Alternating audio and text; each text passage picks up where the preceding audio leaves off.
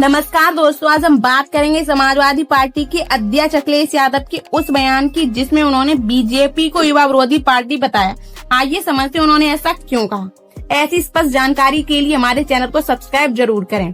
तो आइए जानते हैं इसके पीछे की पृष्ठभूमि क्या है। बीजेपी का 2 करोड़ नौकरियां देने का वादा, असल में क्या हुआ? बीजेपी ने चुनावों में हर साल 2 करोड़ नौकरियां देने का बड़ा वादा किया था।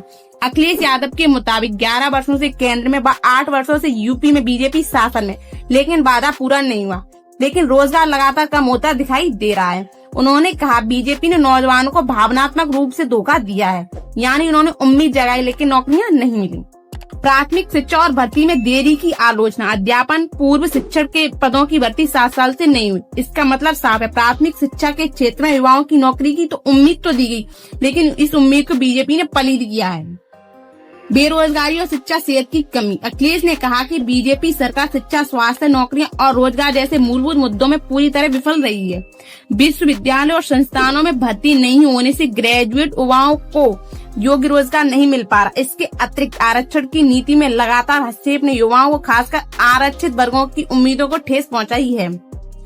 युवाओं की भावनाओं का राजनीतिक इस्तेमाल। सपा प्रमुख का आरोप है कि बीजेपी सिर्फ युवा मनोरंजन, जवानों की भावनाओं को बुलाकर उन्हें वोट बैंक में बदल रही, लेकिन असल कामों में पीछे रही। अखिलेश यादव इसे भावनात्मक धोखा कहते हैं क्योंकि बड़े बड़े वादे किए गए लेकिन बदले में सिर्फ प्रचार ही दिखा।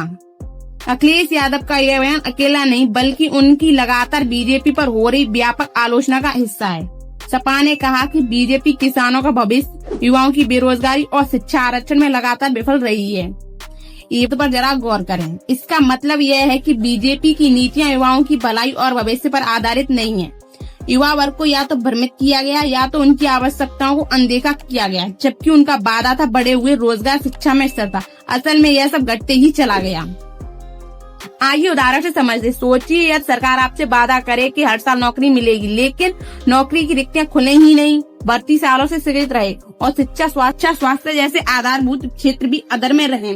ऐसा होने पर आप क्या समझेंगे? अखिलेश यादव का दावा है कि बीजेपी ने युवाओं को भावनात्मक रूप से धोखा दिया है। आखिर अखिलेश यादव के बयान इतने मायने क्यों रखते हैं? जनता की आवाज उठाने, युवा वर्ग की व्यथा सामने आ रही है।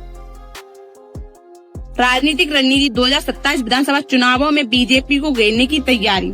जनरेशन गैप पैदा करना, युवा वोट बैंक को खुद से जोड़ना, विवाद उजागर करना, रोजगार व शिक्षा में पिछड़ापन साफ नजर आता है। बाकी राजनीति। पीडीए गठबंधन। सपा ने अपने आप को पीडीए का प्रतिनिधि बताया है। इन वर्गों को युवाओं समेत बीजेपी की नीतियों से ठेस लगने का दावा करते हुए सपा ने उन्हें खुद से जोड़ने की कोशिश की है। क्या बीजेपी वादों को पूरा कर पाने में असमर्थ रही?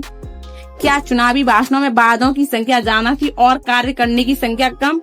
क्या सपा का यह आरोप युवाओं के बीच वास्तविक नाराजगी से उपजा है? जब वादों की पुष्टि नहीं होती, रोजगार, भर्ती, शिक्षा, तब वह पार्टी युवा विरोधी कहलाने के पात्र होती है। इस बयान ने बीजेपी को सचेत भी किया और सपा की आवाज को और भी मजबूत बनाया। आने वाले चुनाव में युवाओं की भावनाएं एक बड़ा फैक्टर होंगी। अंतिम प्रक्रिया। अगर मैं आपसे मिलकर यह समझाऊं कि क्यों अखिलेश यादव ने बीजेपी को युवा विरोधी कहा, तो आपका सिस्टम कुछ यूं प्रतिक्रिया देगा।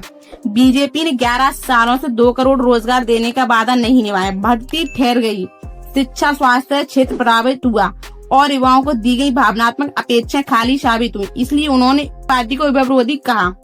इस पूरे बयान की जड़ें युवा वर्ग की स्वतंत्र सोच, बेरोजगारी की पीड़ा और रोजगार के अवसरों की कमी। अगर आपको हमारी जानकारी सही लगी तो हमारे चैनल को जरूर सब्सक्राइब करें और अगर वीडियो पसंद आया तो वीडियो को लाइक जरूर करें। धन्यवाद।